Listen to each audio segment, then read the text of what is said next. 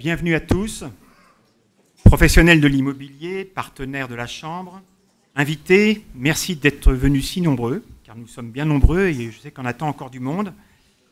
Parmi nous ce soir, témoignant ainsi de votre intérêt et de votre amitié. La première chose que je voudrais dire ce soir n'est pas très gai. Il s'agit de vous dire, pour certains d'entre vous le savent, que l'un de nos adhérents, très ancien adhérent, n'est plus de ce monde. Il est mort sur les portes du Manaslu. Vous avez dû entendre parler de cette information fin septembre. Au Népal, 4 Français ont été retrouvés morts à la suite de l'avalanche qui est descendue sur le camp 3 à plus de 7000 mètres d'altitude. Et notre adhérent, CMI FNIM, Philippe Boss, est l'une des victimes de cette terrible tragédie. Beaucoup d'entre vous, un certain nombre d'entre vous, au moins de vue, connaissaient Philippe, puisqu'il était systématiquement présent aux rencontres des métiers de l'immobilier. Et je me souviens qu'il était souvent sur ma droite, vers le 4e, 5e rang. Et peut-être pour votre mémoire, il était muni de son casque, il prenait toujours des notes et bien souvent posait des questions qui étaient d'ailleurs souvent intéressantes et plus souvent piquantes, et c'est très bien. On partageait tous les deux la passion de la montagne et on se connaissait d'autant mieux qu'on travaille sur le même secteur. Il a un gros cabinet d'administration de biens à Choisy-le-Roi dans le Val-de-Marne, dans la ville dans laquelle j'ai également une agence.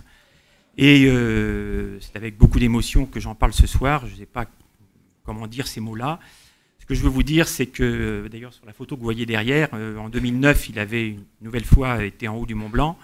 Et comme un clin d'œil, il nous avait envoyé le cube jaune du haut du Mont Blanc. Et on en avait bien sûr beaucoup souri. On avait trouvé ça très agréable et très sympathique.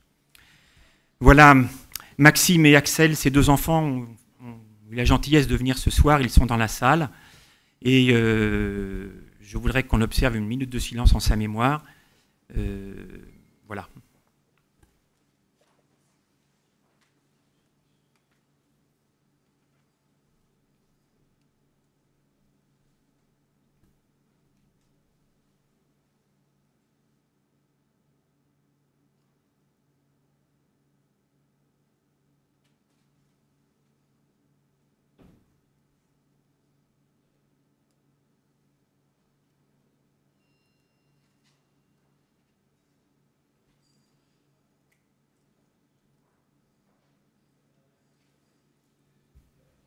Je vous remercie. Je vous remercie pour lui.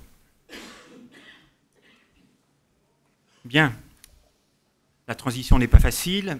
Je voudrais vous parler de notre chambre, de l'activité qu'elle a actuellement, et vous dire que cette année encore, notre organisation a été, je crois, à la pointe de l'actualité. En effet, nous avons été, dès le mois de février, les premiers à ouvrir le débat sur les réseaux de mandataires, qui anime beaucoup notre profession, en tout cas beaucoup les transactionnaires. Puis nous avons débattu avec les principaux représentants des candidats à l'élection présidentielle, c'était en mars dernier, donc là aussi je crois que nous étions à la pointe du combat. Et nous avons également rédigé le recueil des propositions de la Chambre.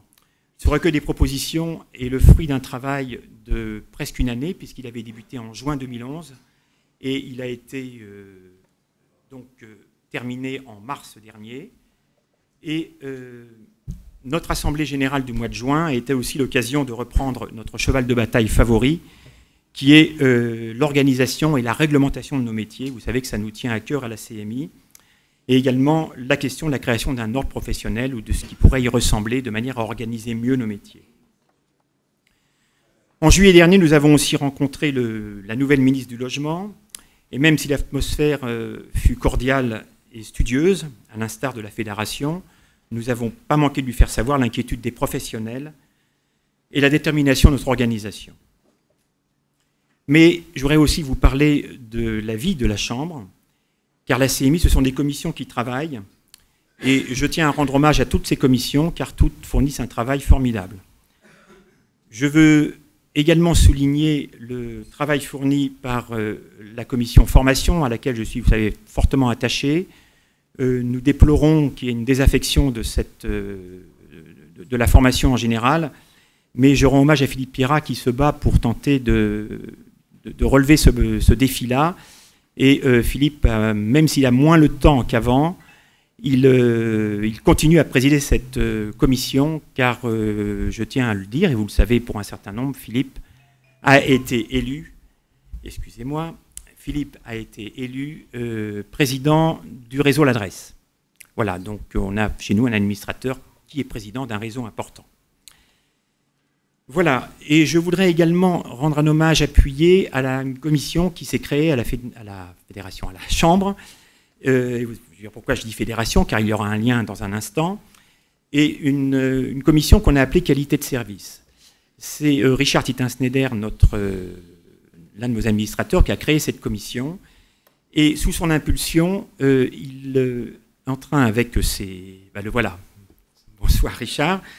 Il est en train de mettre au point un recueil, un document qui sera rédigé et qui reprendra et qui édictera toutes les obligations qu'un agent immobilier, qu'il soit administrateur de biens ou transactionnaire, doit respecter. Et le travail qui a été fait est considérable, fort intéressant, et je pense d'ailleurs que lorsqu'il sera terminé, je pense qu'avant la fin de l'année ce sera fait, on pourra se tourner vers la fédération car il pourrait constituer un bon complément du code d'éthique et de déontologie que notre fédération a heureusement édicté il y a quelques années. À ce titre, je me réjouis de la présence ce soir du président fédéral élu, du futur président fédéral, puisque Jean-François Buet, qui est parmi nous, il est là-bas, prendra ses fonctions au 1er janvier prochain. Jean-François, tu sais combien la CMI te prend en amitié et en affection, et tu as toute la confiance de la Chambre, et je suis persuadé que tu sauras porter la voix des professionnels qui sont actuellement inquiets, parfois déboussolés par un contexte que tout le monde connaît et qui est bien instable. Cher Jean-François, tu trouveras toujours à la CMI une organisation téméraire, déterminée, parfois piquante, mais tu le sais, toujours loyale. Et je